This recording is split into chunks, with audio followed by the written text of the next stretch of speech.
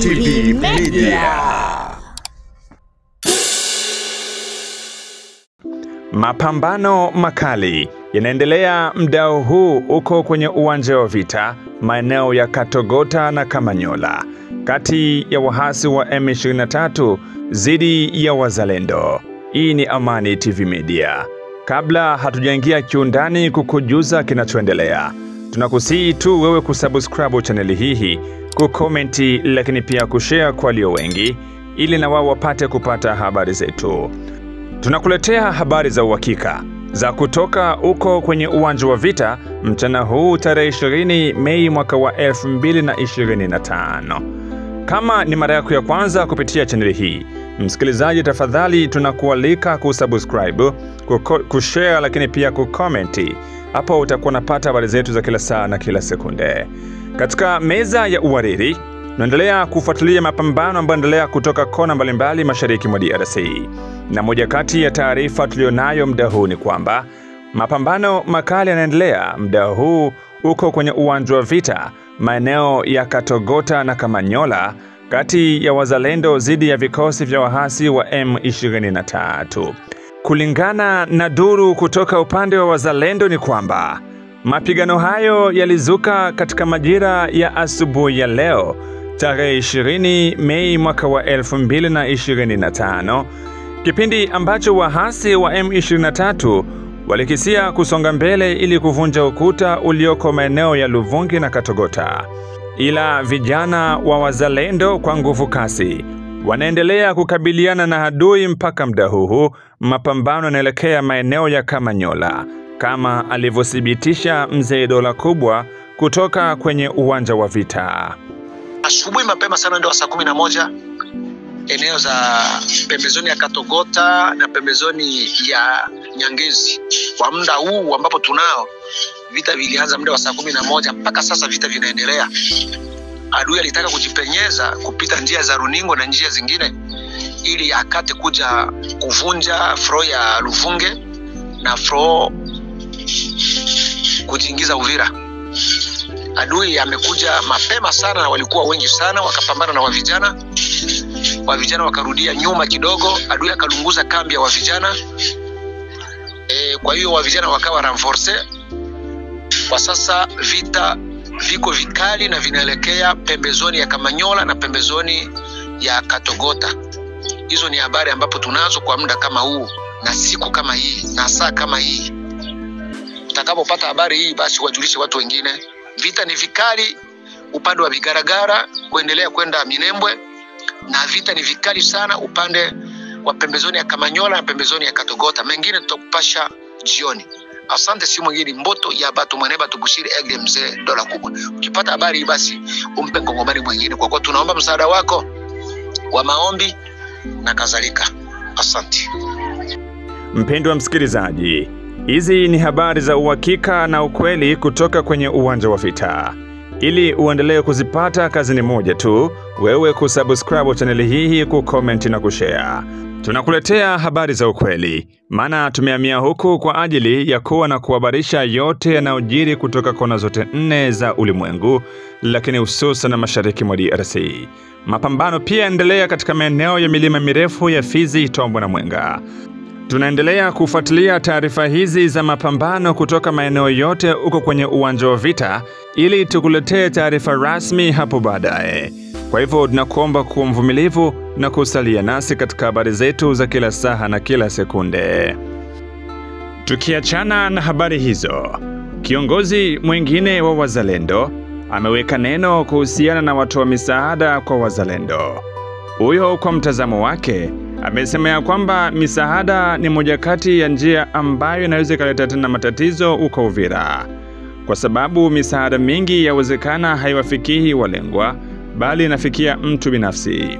Huyo ameonya kuhusiana na wale ambao wanaleta misaada. Wazalendo wengi eti hawapatikani tena kwenye uwanja wa vita kulingana na yeye, bali wanapatikana maeneo ambayo hakuna vita, wakiendelea kula misaada kutoka nje na ndani ya nchi. Kiongozi huyu kwenye mikrofoni anaongea. Mimi ni president wa movement ambayo nilisha fréquenter beaucoup plus ma réunion za ma réconciliation au niveau ya gouvernement à partir de Muresa 1, à partir de Nairobi 1. Quand je dis 1, c'est-à-dire tulimalizaka zote zile ma programme, voire même à Kinshasa. Mie niko na constat moya ambayo nilisha constante kunivo za waleta misaada wambao wale watu wakuu wa nchi ambao wako wanaleta misaada kunivo ya Uvira, wale watu ndio wataleta vita kuuvira. Paske ile kuleta msaada munakuya kuresponsabilize mutu fulani. Huyo mutu anaanza fanya vyenye anajisikia. Mwenye aliacha msaada na waza aliachia wazalendo, ila anaachia mtu fulani. Ule mtu fulani anaanza fanya kile ambacho anajisikia. Mimi niko na waza heri wangelistope ile yabo mamisaada, kwani bila mamisaada watoto walikuwa wanajitahidi kupambana. Ila kwa leo watu wote wako distre, wako Uvira, wanaanza subiria wakuu watakuja, wataleta franga, kuliko wakuwe kumalinye defro. Wote walisha kongolana pale Uvira. Wadogo ndio wanabaki wako wanapambana. Ndio mimi nilitaka niongee juu ya waleta misaada wakuu, viongozi wetu wa guvernema yetu ya Kongo. Wangelijua namuna gani ya kuorganize misaada zao. Tuko na axe plan ambayo inaongoza na jemadari coordinateur opérationnel ya Kutumba. Tuko na maaxe ambazo ziligabuliwa, ambazo zinajulikana. Kule makageregere yetu, Masango, kule kuko bakomanda axe yetu benye balipangwa. Kuko bakomanda axe kwa Ngoma Nzito. Kuko komanda axe kwa General Kakobanya. Wakati kuna sikilika kuliachiwa franga kunivoza Uvira, eke hazifike kuzile maaxe, ziko zinablese bale batu benye banajitolea kufanya kazi. Wakati bile vitu vinafanyika, unasikia kitita cha pesa ambacho mtu aliacha, kisha unakuya kusikia zile pesa ambazo walipana,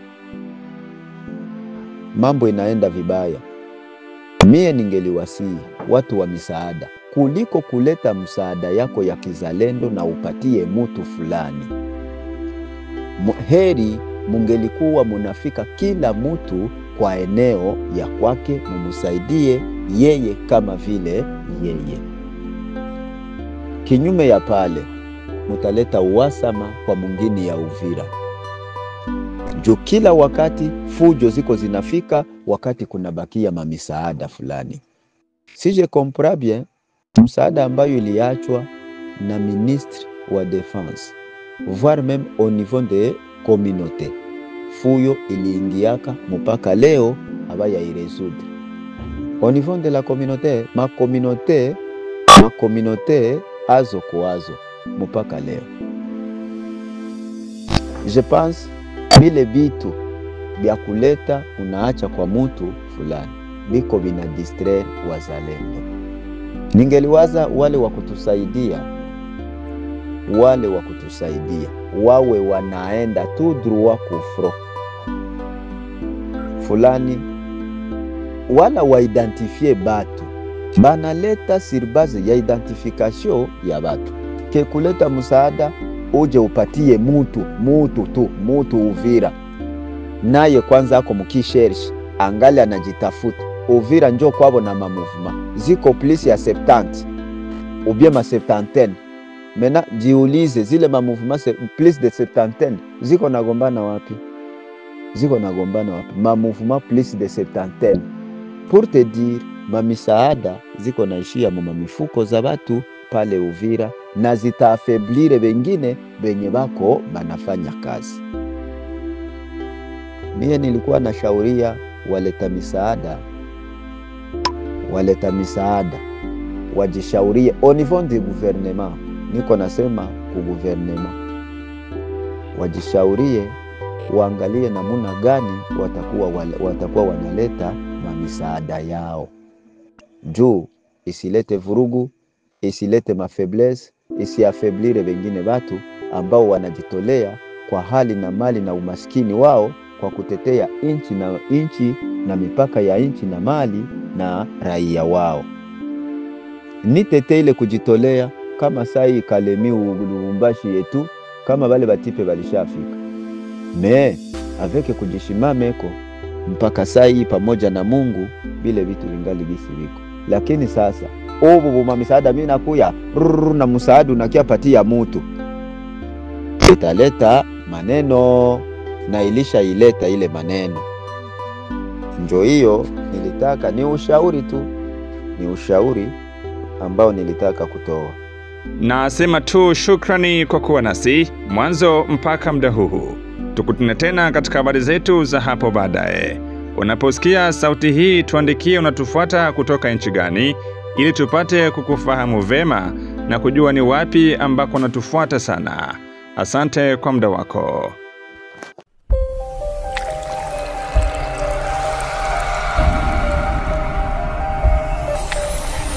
Amani TV Media.